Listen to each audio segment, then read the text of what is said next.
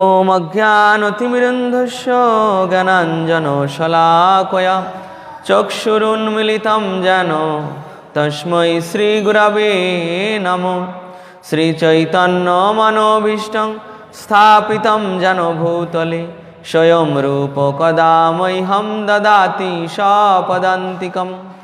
वन्देऽहं श्रीगुरो श्रीयुतपदकमलं श्रीगुरून् वैष्णवांश्च श्रीरूपं साग्रजातं सहगण रघुनाथान्वितं तं सजीवं साद्वैतं सावधूतं परिजनसहितं कृष्णचैतन्यदेवं श्रीराधाकृष्णपादान् सहगण ललिता श्रीविशाखान्वितंश्च।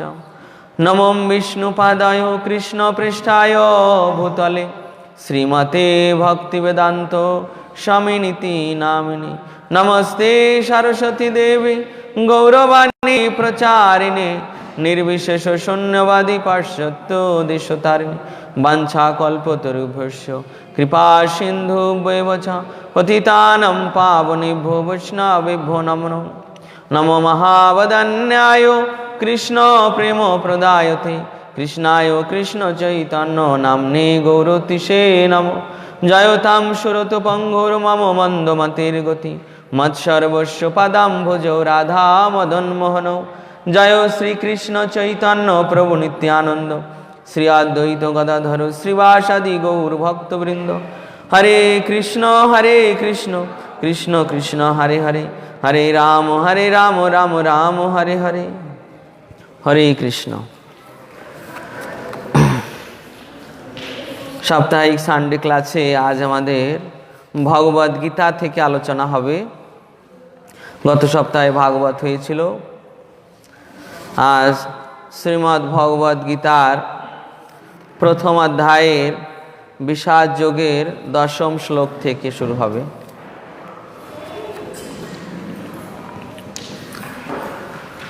अपर्याप्तं तदस्माकं बलं भीष्माभिरक्षितं पर्याप्तं तिदमे तेषां बलं भीमाभिरक्षितम् अयनेषु च सर्वेषु यथा भागमवस्थिता भीष्ममेवाभिरक्षन्तु भवन्तः सर्व एव हि।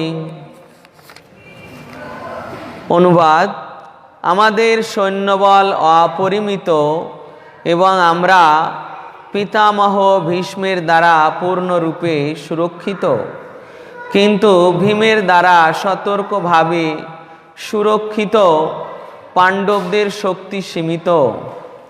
এখন আপনারা সকলে সেনাব্যূহের প্রবেশ পথে নিজ নিজ গুরুত্বপূর্ণ স্থানে স্থিত হয়ে পিতামহ ভীষ্মকে সর্বতোভাবে সাহায্য প্রদান করুন।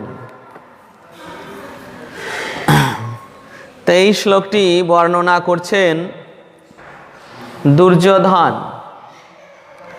দুর্যোধন কাকে বলছেন? দ্রোণাচার্যকে বলছেন। আর এটা পুনরায় শোনাচ্ছেন সঞ্জয় ধৃতরাষ্ট্রকে হস্তিনাপুরে থেকে। আর কুরুক্ষেত্রের ময়দানে দুর্যোধন এই কথা বলছেন তার অস্ত্রগুরু দ্রোণাচার্যকে। দুর্যোধনের মনে ভয় উৎপন্ন হয়েছে।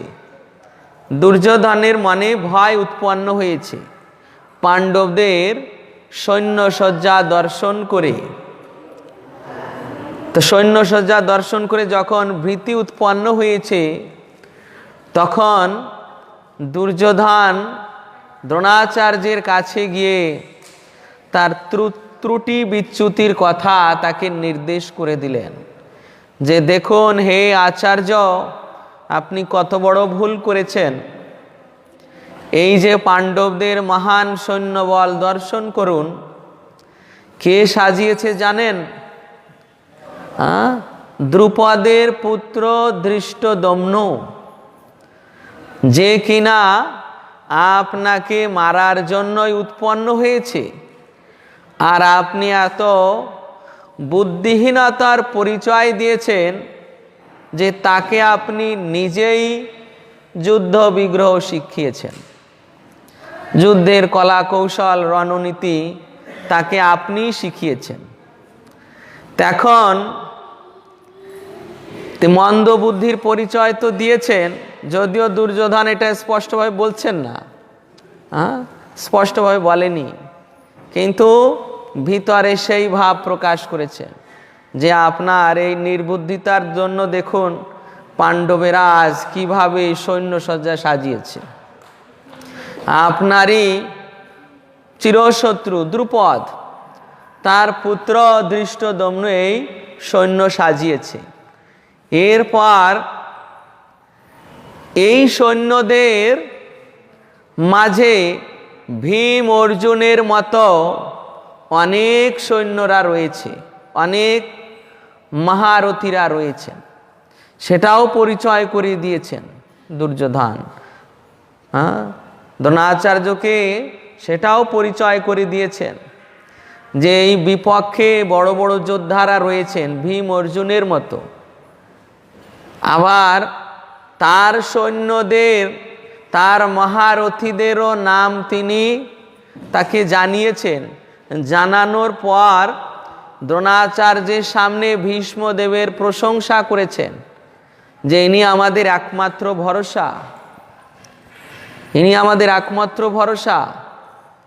কিন্তু আরেকটু অসুবিধা হচ্ছে যে ভীষ্মদেব উভয় পক্ষপাতী। এটা দুর্যোধনের মতে যে এই পিতামহ ভীষ্মদেব যদিও অপ্রতিদ্বন্দ্বীহীন যোদ্ধা, মানে তার কোনো প্রতিদ্বন্দ্বী নেই, প্রতিদ্বন্দ্বী নেই মানে তার সমান শ্রীকৃষ্ণ বিনা আর কেউ নয়। যুদ্ধ করার সম্মুখে অর্জুনও তার সামনে কিছুই নয়, কিন্তু ভগবান, কিন্তু কৃষ্ণ তো যুদ্ধ করবেন না, তাই ভীষ্মদেব হচ্ছে কি অপ্রতিদ্বন্দ্বী বীর, তার এমন কোনো প্রতিদ্বন্দ্বী নেই, তা নিশ্চিত আমাদের জয় হবে। কিন্তু ভীষ্মদেবের কিছু প্রতিজ্ঞা রয়েছে, দুর্যোধন এটা জানেন যে প্রতিজ্ঞা কি, যে তিনি যখন যুদ্ধ করবেন সামনেই যুদ্ধ করবেন, ওই সাইড থেকে বা পিছন থেকে কেউ এসে তার বিরুদ্ধে যুদ্ধ করবে, তিনি তার সঙ্গে যুদ্ধ করবেন না। তো সে কাপুরুষ, সে কাপুরুষের সঙ্গে যুদ্ধ করবে না, যে লুকিয়ে চুরি করে তার সঙ্গে যুদ্ধ করতে এসেছে। হলে ওই ধরনের কাপুরুষদের হত্যা করে তিনি ওই সুখ্যাতি অর্জন করতে চান না, এই জন্য ওর সঙ্গে যুদ্ধ করেন না। তাই দুর্যোধন চিন্তা করছে যদি এইভাবে কেউ অন্য দিক থেকে বা পিছন দিক থেকে এসে তাকে মারার চেষ্টা করে, তাহলে তিনি তো তাকে মারবেন না, তো ওই অবস্থায় আপনারা গিয়ে তাকে সংহার করবেন, যেন পিতামহকে একাকী ছেড়ে দেবেন না। তো এই দ্রোণাচার্যের সম্মুখে পিতামহ ভীষ্মদেবের খুব প্রশংসা করছেন। ভীষ্মদেব তিনি শুনছেন, ভীষ্মদেবও শুনছেন যে তার প্রশংসা করা হচ্ছে। দুর্যোধন আবার এই শ্লোকে দ্রোণাচার্যকে শোনাচ্ছেন যে আমাদের সৈন্যবল অপরিমিত, আমরা পিতামহ ভীষ্মের দ্বারা পূর্ণরূপে সুরক্ষিত। এখানে শিল বিশ্বনাথ চক্রবর্তী ঠাকুর আমাদের ভগবদ্গীতার একজন আচার্য, তিনি এই শব্দের সারস্বত অর্থ করেছেন। সারস্বত অর্থ, যেখানে এই শ্লোকে বলা হয়েছে অপর্যাপ্তম তদস্মাকম, যে আমাদের যে সৈন্যবল সেটা অপর্যাপ্ত। তো বাংলা ভাষায় অপর্যাপ্ত মানে প্রয়োজনের অধিক, অপর্যাপ্ত, প্রয়োজনের অধিক। কিন্তু যখন সারস্বত অর্থ করা হয়, সারস্বত অর্থ, তা তখন অপর্যাপ্ত মানে মানে যেটা প্রয়োজন তা নেই, অপরিপূর্ণ। অপর্যাপ্ত মানে অপরিপূর্ণ। তা ভীষ্মের দ্বারা রক্ষিত যে সৈন্যবল আমাদের আছে তা অপরিপূর্ণ পাণ্ডবদের সঙ্গে যুদ্ধ করতে। পাণ্ডবদের সঙ্গে যুদ্ধ করতে ভীষ্মদেবের রক্ষিত যে সৈন্যবল আছে তা অপর্যাপ্ত, অপরিপূর্ণ। কিন্তু ভীমের বৈশিষ্ট্য দিয়েছেন যে সে শাস্ত্র এবং শস্ত্র বিদ্যায় ভীষ্মের তুলনায় একজন নগণ্য শিশু। ভীষ্মদেবের সামনে ভীমের শক্তি অত্যন্ত নগণ্য, শিশুতুল্য। তাই সেই ভীমের দ্বারা রক্ষিত পাণ্ডবদের সৈন্যবল পর্যাপ্তম।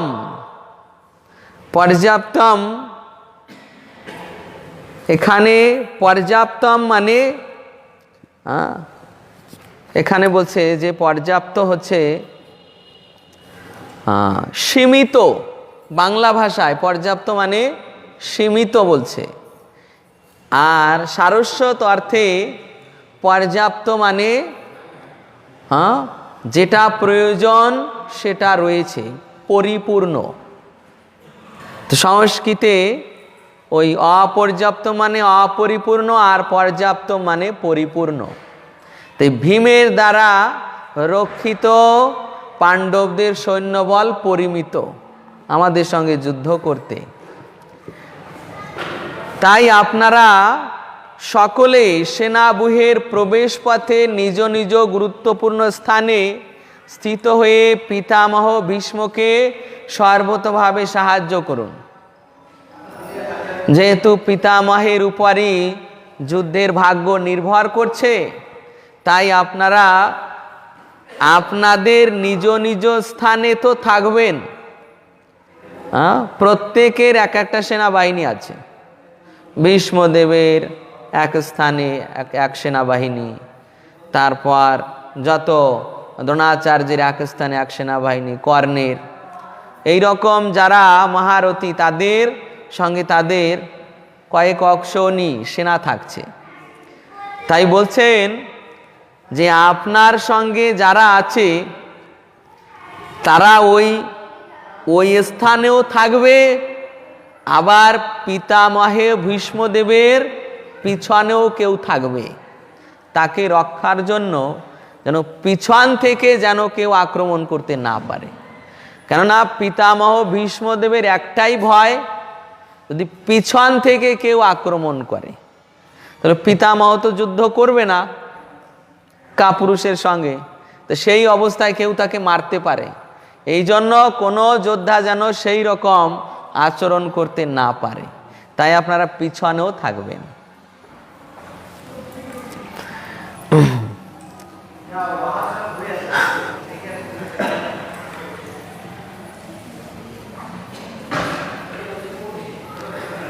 ভীষ্মের শৌর্য বীর্যের প্রশংসা করার পরে দুর্যোধন বিবেচনা করে দেখল অন্যেরা মনে করতে পারে তাদের শৌর্য বীর্যের গুরুত্ব লাঘব করে হেয় করা হচ্ছে।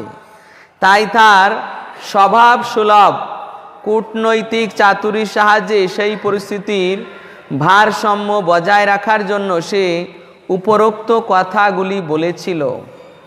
এভাবে সে মনে করে দিল যে ভীষ্মদেব যত বড়াই যোদ্ধা হন তিনি বৃদ্ধ হয়ে পড়েছেন এবং সব দিক থেকে তাই ভীষ্মদেবকে তাদের সকলকেই রক্ষা করা উচিত।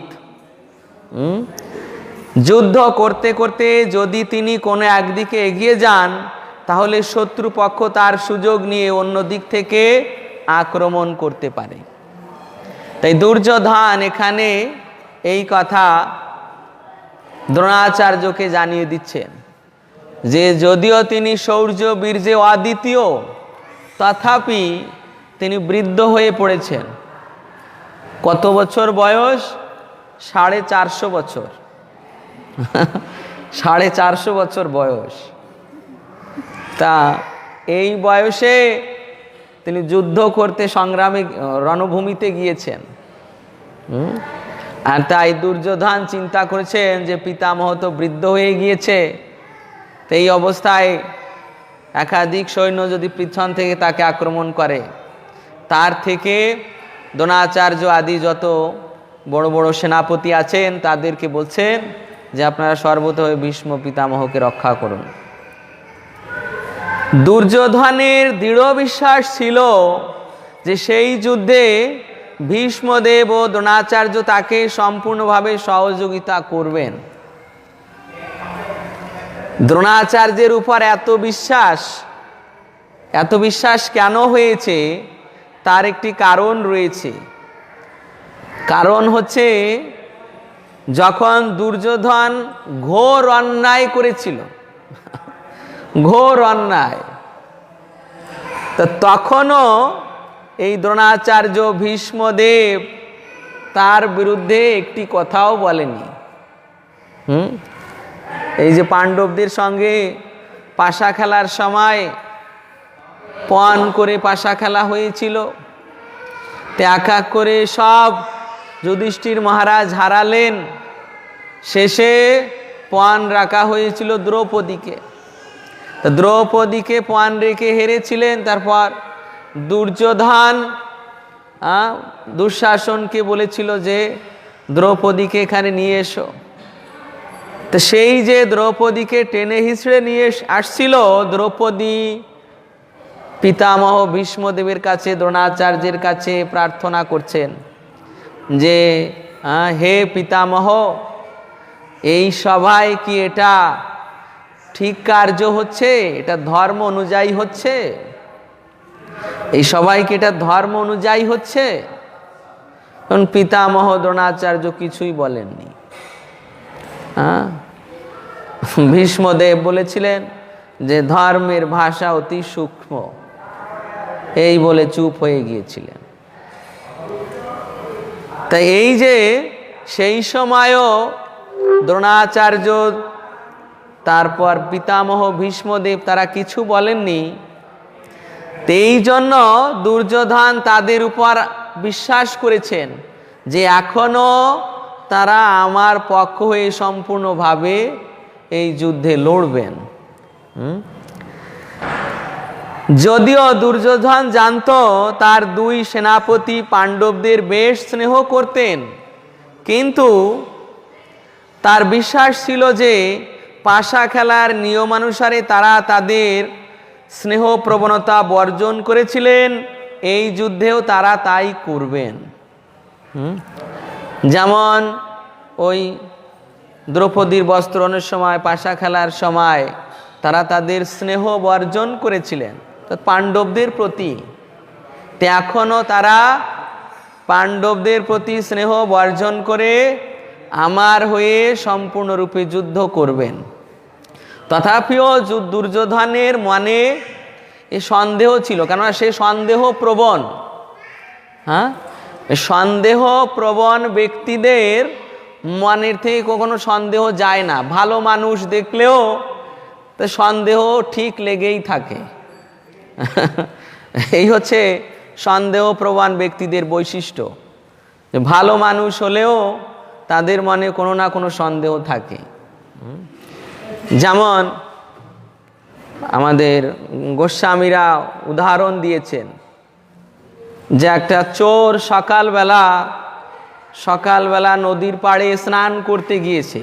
কি জন্য? তার ওই মুখে পেইন্টিং আছে, চুরি করতে গিয়ে ড্রেস করেছিল, পেইন্টিং করেছিল, সেই পেইন্টিং ধুতে গিয়েছে নদীর জলে, আর অপর ঘাটে দেখছে যে আর একজন স্নান করছে।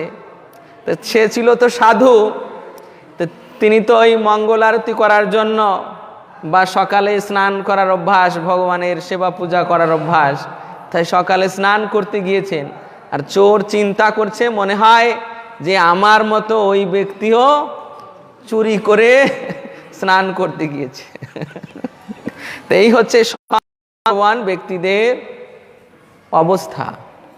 তাই দুর্যোধন এখানে এই সন্দেহ করছেন, যদিও উপর উপর পিতামহ এবং দ্রোণাচার্যকে খুব সমাদর করছেন, তথাপি সন্দেহ রয়েছে যে ইনি উভয় পক্ষপাতী। কেননা অনেকবার এরকম হয়েছে, অনেকবার।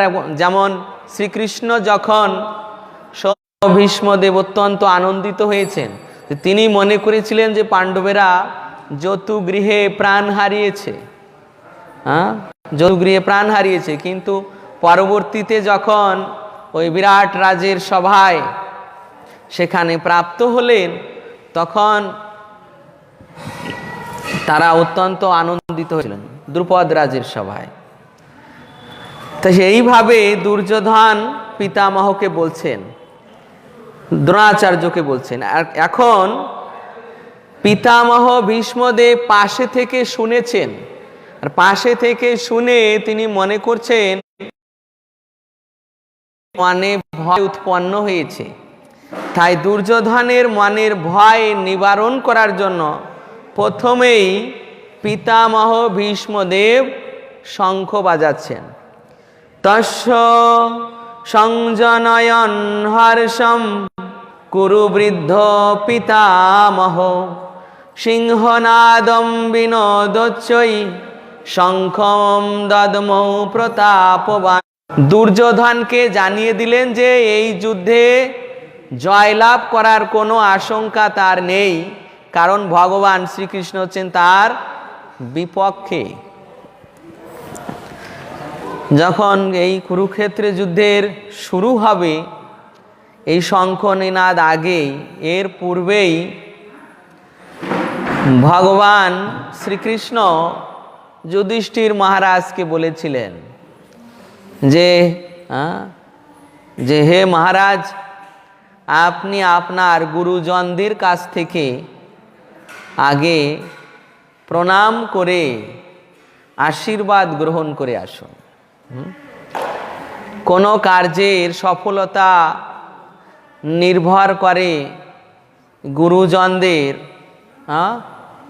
অনুমোদনের উপর, গুরুজনদের অনুমোদনের উপর।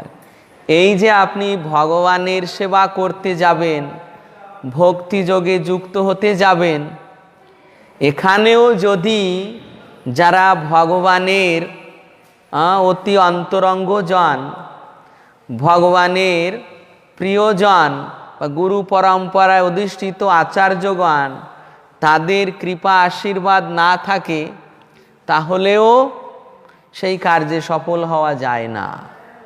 প্রত্যেক কার্যেই যারা প্রতিনিধি আছেন, তাদের কৃপা আশীর্বাদের প্রয়োজন হয়।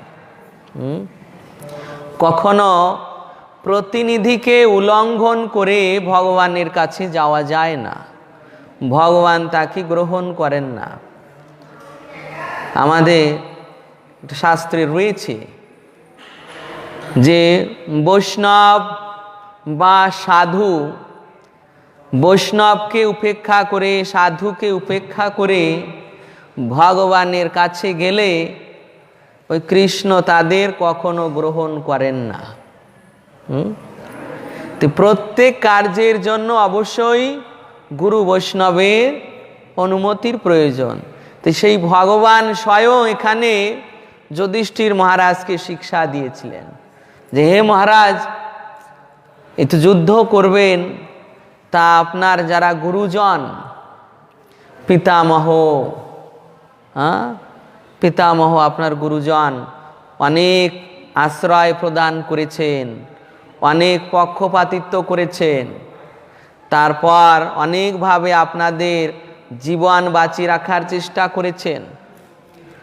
ধৃতরাষ্ট্র এবং ধৃতরাষ্ট্রের পুত্রদের কাছ থেকে অনেকভাবে বাঁচিয়েছেন। তারপরে এই দ্রোণাচার্য আপনাদের ছোটবেলা থেকে সমস্ত অস্ত্র শস্ত্রের শিক্ষা দিয়েছেন, তিনিও গুরুজন। তারপর কুলগুরু কৃপাচার্য, তিনিও গুরুজন। এইভাবে যারা গুরুজন আছেন, যুদ্ধের প্রারম্ভে আগে তাদের আশীর্বাদ নিয়ে আসুন। তা যখন যুধিষ্ঠির মহারাজ শ্রীকৃষ্ণের কথায় পিতামহকে প্রণাম করেছেন, তখন পিতামহ এক বাক্যে বলছেন যে পুত্র তুমি বিজয়ী হও। হ্যাঁ, এক বাক্যে বলে দিলেন যে পুত্র তুমি বিজয়ী হও। কেননা যদিও এই যে ভীষ্মদেব দুর্যোধনের পক্ষ হয়ে লড়ছেন, কিন্তু তিনি মনে মনে চান যে যেন যুধিষ্ঠিরই জয়লাভ করে। কেননা তিনি ভালোভাবেই জানেন যে শ্রীকৃষ্ণ যেই পক্ষে সেই পক্ষেই ধর্ম। হ্যাঁ, শ্রীকৃষ্ণ যেই পক্ষে সেই পক্ষে ধর্ম। ভীষ্মদেব এটা খুব ভালোভাবে দেখে নিয়েছেন। কৃষ্ণ যখন সন্ধিদূত হয়েছিলেন তখনও দেখেছিলেন যে দুর্যোধন কিভাবে শ্রীকৃষ্ণকে অবজ্ঞা করেছেন। অতএব শ্রীকৃষ্ণকে যেখানে অবজ্ঞা করা হয় সেই পক্ষে ধর্ম থাকে না। ধর্মের প্রতিমূর্তি সেই বিদুর মহারাজ, তিনিও দুর্যোধন ধৃতরাষ্ট্রকে ত্যাগ করে চলে গিয়েছেন। হ্যাঁ, ওই পক্ষে ধর্ম ছিলেন ওই বিদুর মহারাজ, তিনিও তাকে ত্যাগ করে চলে গিয়েছেন। কেন যেখানে ভগবানের অবমাননা হয় সেখানে ধর্ম থাকতে পারে না। তাই পিতামহ তিনি তো কৃষ্ণের ভক্ত, তিনি জানছেন যে কৃষ্ণ যে পক্ষে সে পক্ষেই ধর্ম। আর যুধিষ্ঠির মহারাজের মিত্র হয়েছেন, বন্ধু হয়েছেন শ্রীকৃষ্ণ, ছোট ভ্রাতার মতো আচরণ করছেন, অতএব সেই পক্ষেই ধর্ম।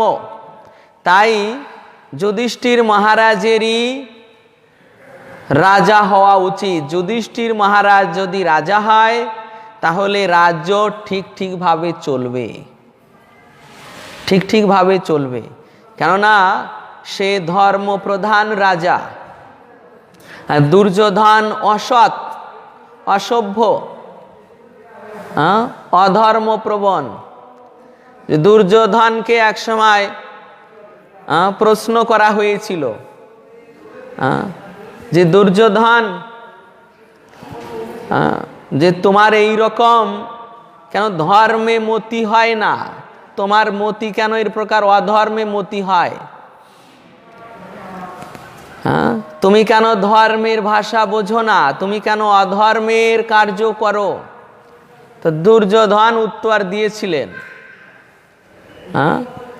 জানামি ধর্মম ন চ প্রবৃত্তিম। জানামি ধর্ম মানে আমি ধর্ম জানি, কিন্তু ধর্মে আমার প্রবৃত্তি নেই। মানে ধর্মে আমার প্রবৃত্তি নেই, ধর্ম করার রুচি নেই স্বাভাবিকভাবে। জানামি ধর্মম ন চ প্রবৃত্তিম, আমি ধর্ম জানি কিন্তু তাতে আমার প্রবৃত্তি নেই। আর জানামি অধর্মম, আমি অধর্মও জানি, ন চ নিবৃত্তিম, আমি অধর্ম থেকে নিবৃত্ত হতে পারি না। এইভাবে দুর্যোধন এই প্রশ্নের উত্তর দিয়েছিলেন। তো ভীষ্মদেব এই দুর্যোধনের মনোভাব আর যুধিষ্ঠিরের মনোভাব খুব ভালোভাবেই জানতেন যে রাজা, যিনি রাজা হবেন তিনি তার সমস্ত প্রজাদের উপর শোষণ করবেন না, পালন করবেন। এই পালন মনোভাব, ধর্মীয় মনোভাব, এটা সমস্ত সদ্গুণ ছিল যুধিষ্ঠির মহারাজের ভিতর। আর দুর্যোধনের ভিতর কোনো সদ্গুণ ছিল না। প্রহ্লাদ মহারাজ ভাগবতে বলেছেন সপ্তম স্কন্ধে যে যারা ভগবত ভক্ত তাদের মধ্যেই ভগবানের সমস্ত সদ্গুণ বিরাজমান, কিন্তু অভক্তদের মধ্যে কোনো সদ্গুণ থাকে না, তারা কেবল মনোরথে বিচরণ করে। তো দুর্যোধন যেহেতু কৃষ্ণের অভক্ত, কৃষ্ণের ভক্ত নয়, তাই তার মধ্যে স্বাভাবিকভাবে কোনো সদ্গুণ নেই। যুধিষ্ঠির মহারাজ যেহেতু ভক্ত, তাই স্বাভাবিকভাবে তার মধ্যে সমস্ত সদ্গুণ।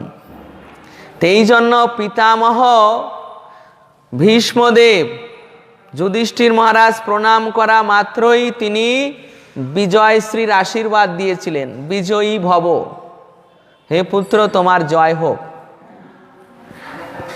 তারপর পিতামহের কাছ থেকে আশীর্বাদ নিয়ে দ্রোণাচার্যের কাছে গিয়েছেন, সেখানেও দ্রোণাচার্য বিজয়ী ভব।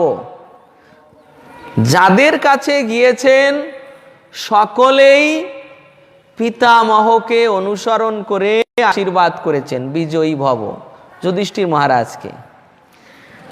যুধিষ্ঠির মহারাজের দেখা দেখি দুর্যোধনও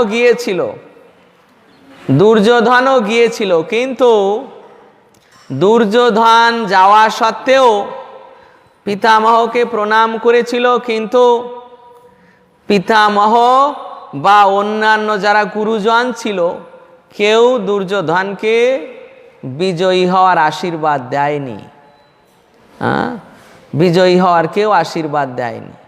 তো এইভাবে যে দুর্যোধন তার স্বভাব, তার গুণ অনুযায়ী সাধুজনদের, গুরুজনদের দ্বারা উপেক্ষিত ছিল।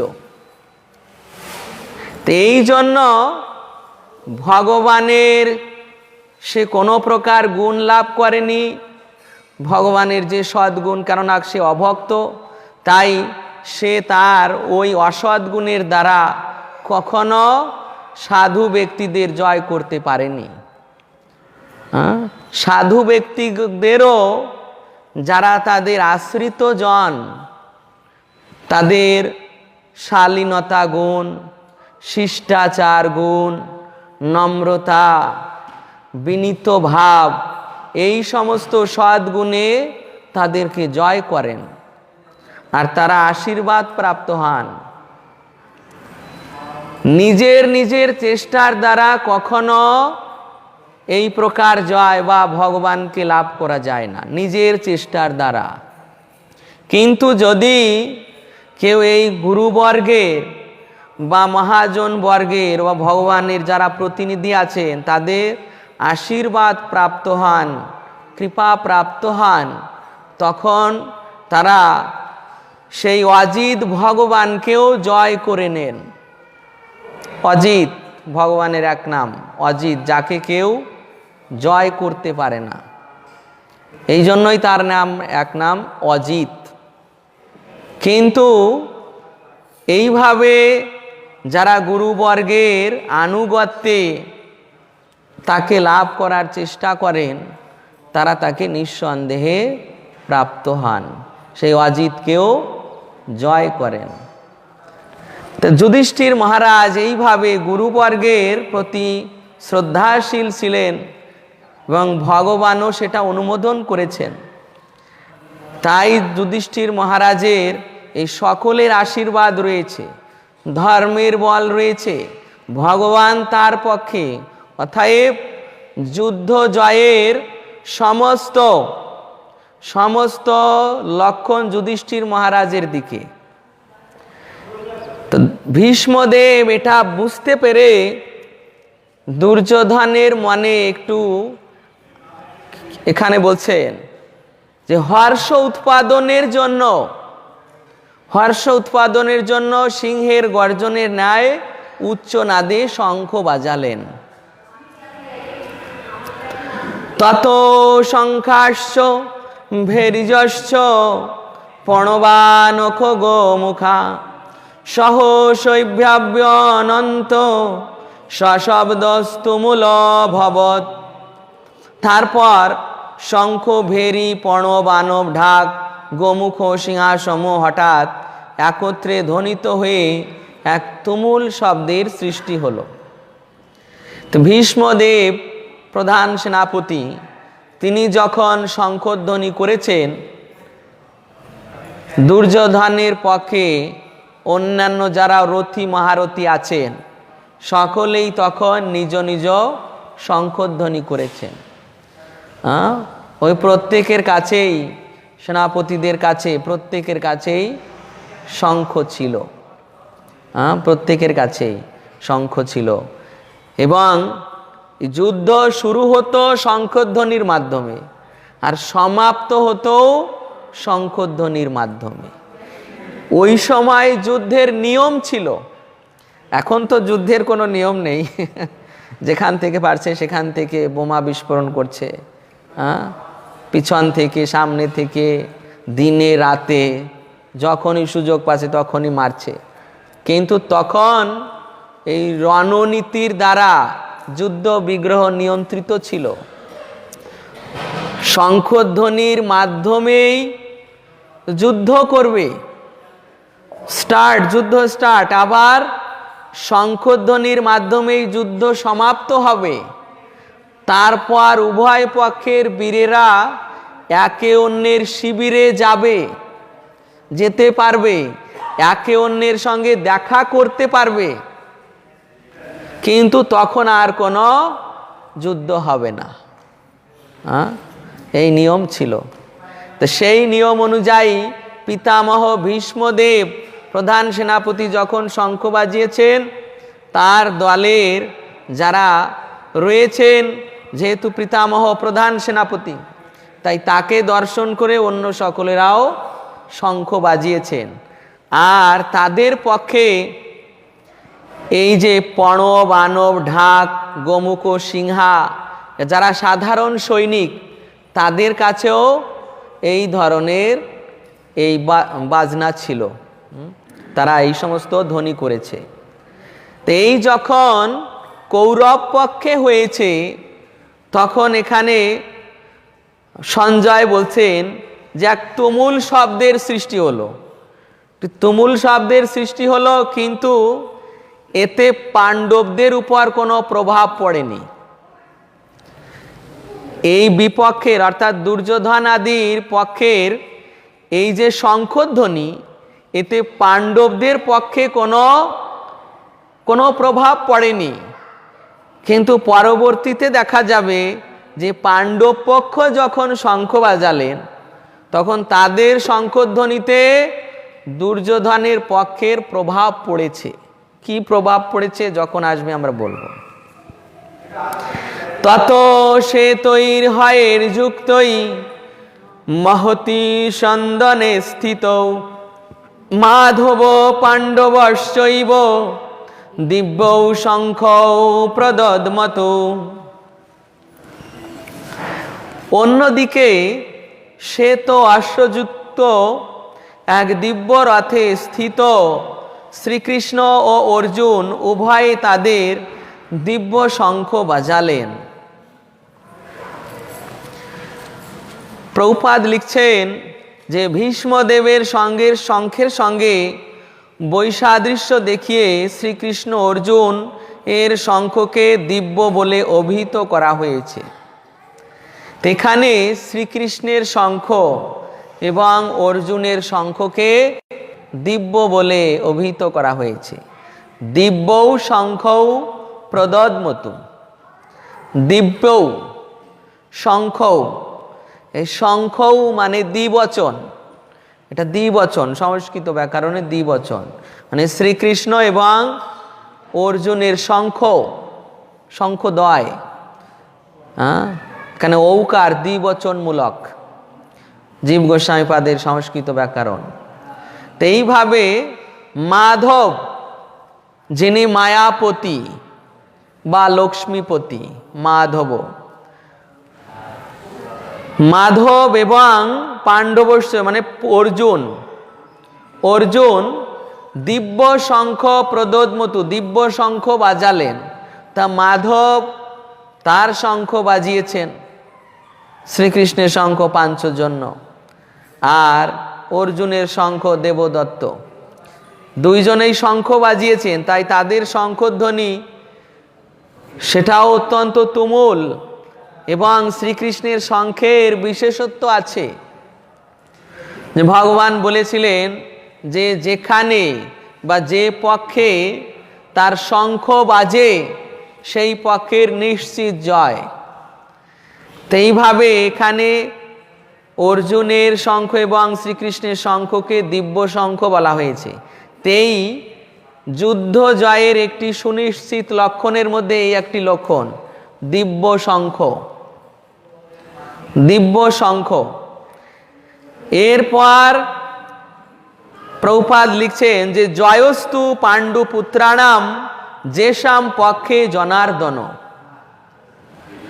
জয়স্তু, জয় তাদেরই, পাণ্ডুপুত্রানাম, পাণ্ডুপুত্রদের, যেষাম পক্ষে জনার্দন, যে পক্ষে জনার্দন মানে শ্রীকৃষ্ণ। জনার্দন মানে যিনি দুষ্টের বিনাশকারী এবং শিষ্টের পালনকারী। সেই জনার্দন যে পক্ষে থাকেন সেই পাণ্ডব পক্ষের নিশ্চিত জয় হবে। হ্যাঁ, যেহেতু জনার্দন রয়েছেন, তো এই পাণ্ডবদের পক্ষে শ্রীকৃষ্ণ আর একটি যুদ্ধ জয়ের নিশ্চিত লক্ষণ। তো দুটি লক্ষণ পেলাম। দেখুন এখানে লক্ষণ বর্ণন করা হয়েছে যে পাণ্ডবদের যুদ্ধ জয়ের সুনিশ্চিত কি কি লক্ষণ পেয়েছেন। তো প্রথমে দিব্য শঙ্খধ্বনি, দ্বিতীয় আসছে পাণ্ডবদের পক্ষে শ্রীকৃষ্ণের অবস্থান। এরপর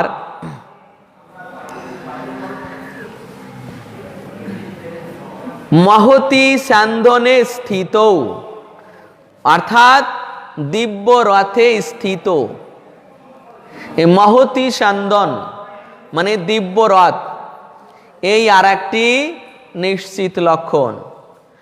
মহতি স্যান্দন মানে দিব্য রথে স্থিত। এই দিব্য রথ প্রদান করেছিলেন অগ্নিদেব, যা সমগ্র ত্রিভুবনে অপরাজেয় ছিল। হ্যাঁ, এই রথ শুধু কাঠ দিয়েই তৈরি নয়, এই রথের বলগা, তারপর চাকা, তারপর কাঠের যে সাইডে যে অংশ, এখানে বিভিন্ন শক্তি আরোপিত ছিল। যেমন পুরী ধামে দেখেছেন আপনারা যে পুরী ধামে জগন্নাথে যখন রথ তৈরি করা হয়, তো রথ তো দেখতে একটা কাঠের গাড়ির মতো, কিন্তু সেখানে অলক্ষিতভাবে দেবতাদের অবস্থান হয়। জগন্নাথের রথের পবিত্রতা রক্ষার জন্য সেখানে নৃসিংহদেব অবস্থান করেন। হ্যাঁ, জগন্নাথের রথের পবিত্রতা রক্ষার জন্য নৃসিংহদেব অবস্থান করেন। তারপর হনুমান, ধ্বজায় গরুর, চক্র, এইভাবে বিভিন্ন স্থান আছে যেখানে এই সমস্ত পরিকর বর্গ অবস্থান করেন। তা ঠিক অর্জুনের এই রথে অনেক দেবতাদের অবস্থান রয়েছে। তো এইভাবে সেই রথ ছিল দিব্য রথ।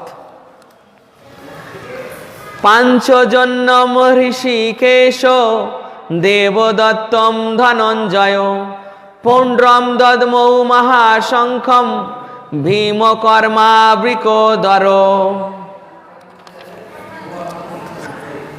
তখন শ্রীকৃষ্ণ পাঞ্চজন্য নামক তার শঙ্খ বাজালেন, অর্জুন বাজালেন তার দেবদত্ত নামক শঙ্খ, এবং বিপুল ভোজন প্রিয় ভীমকর্মা ভীমসেন বাজালেন পৌণ্ড্র নামক তার ভয়ঙ্কর শঙ্খ।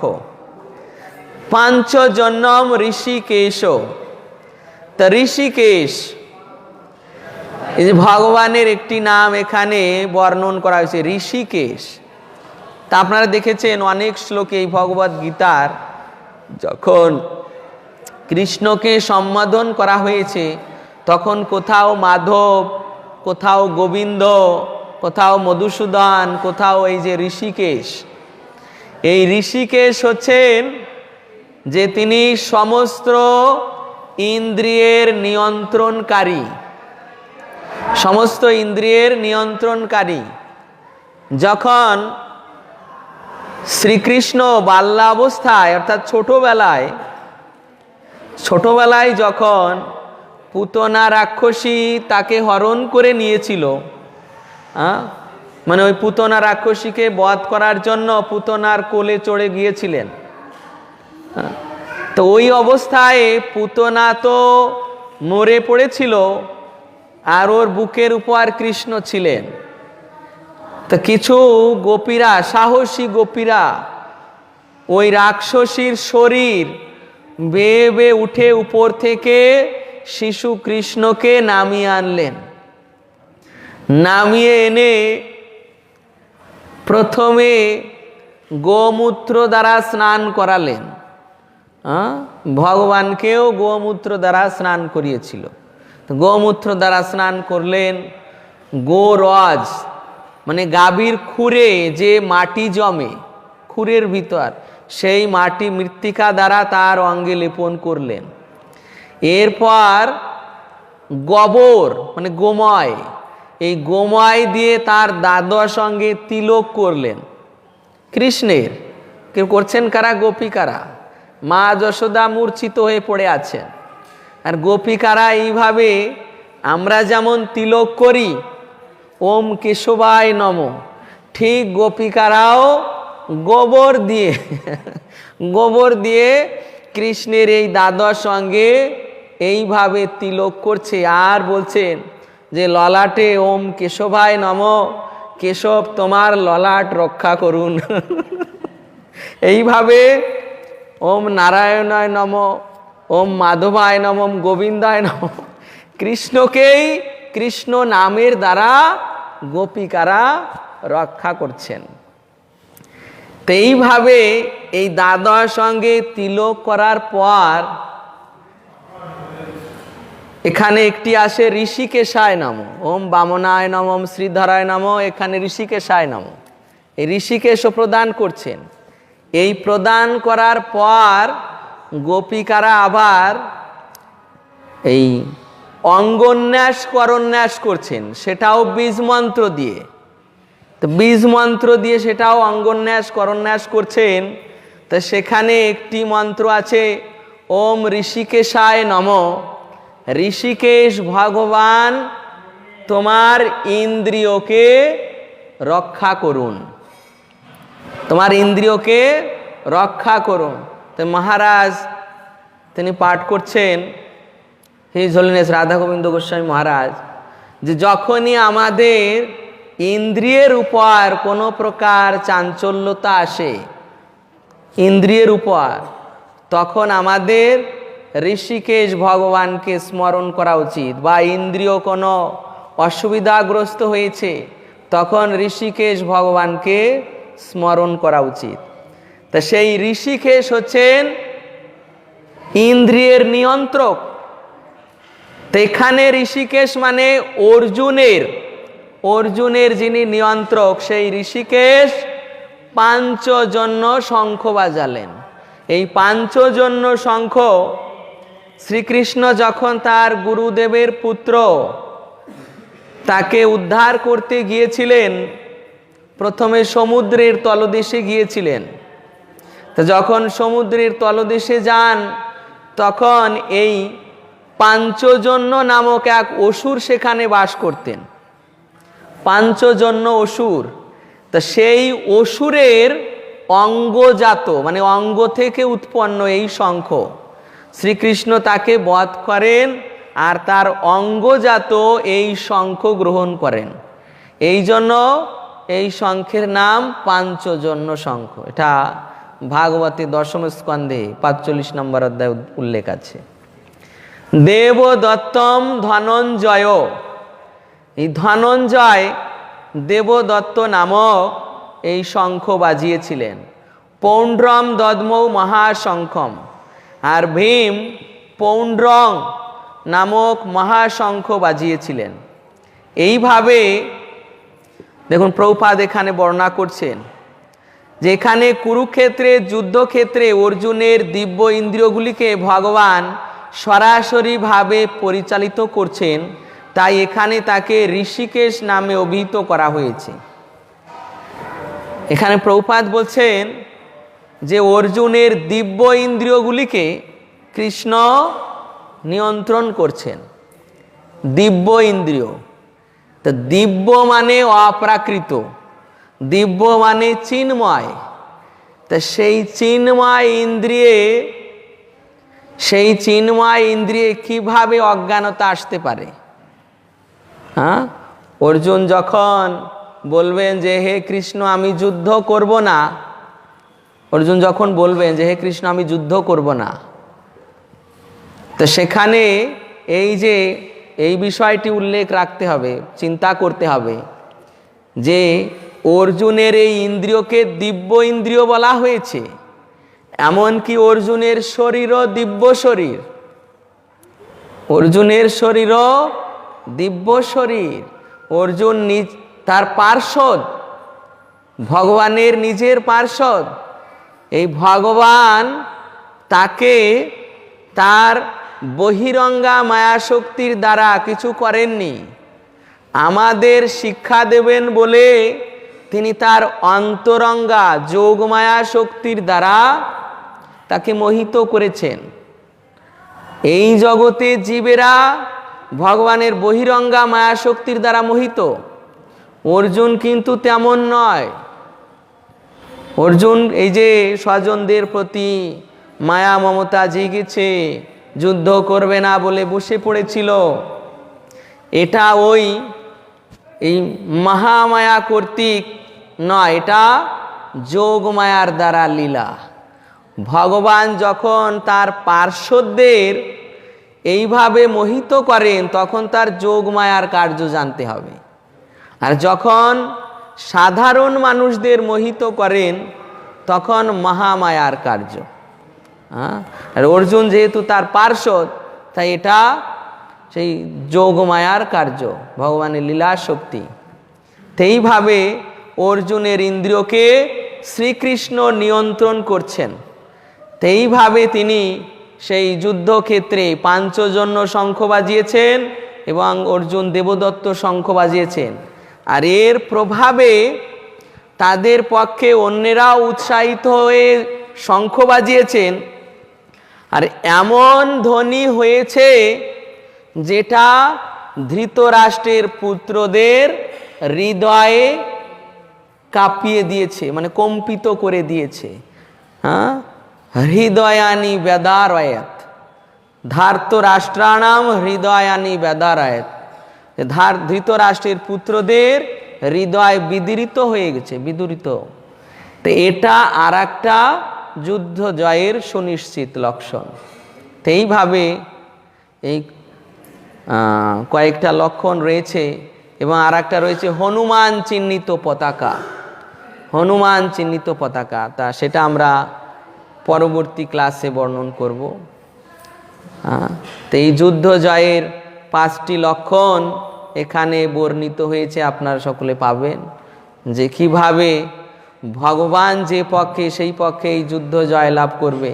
এবং এখানে বিশেষভাবে উল্লেখ করা হয়েছে যে প্রভুপাদ একসময় আমাদের মায়াপুরে চক্রভবনে ভোরবেলা ছাদের পরে উঠে তার শিষ্যবর্গ রয়েছেন, আর প্রভুপাদ হাতের লাঠিটি নিয়ে দেখাচ্ছেন, দেখো যে এই যে সূর্য উঠেছে আর কিভাবে এই অন্ধকার দূর হয়ে গেল।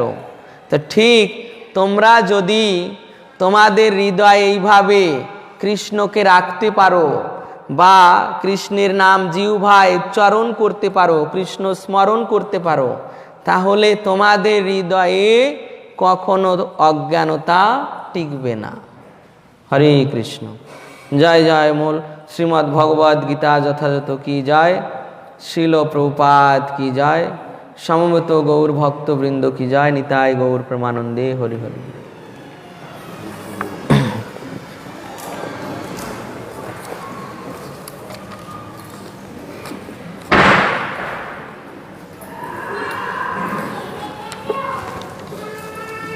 ছয়টা আমার তো আগে মনে শেষ করে দিলাম।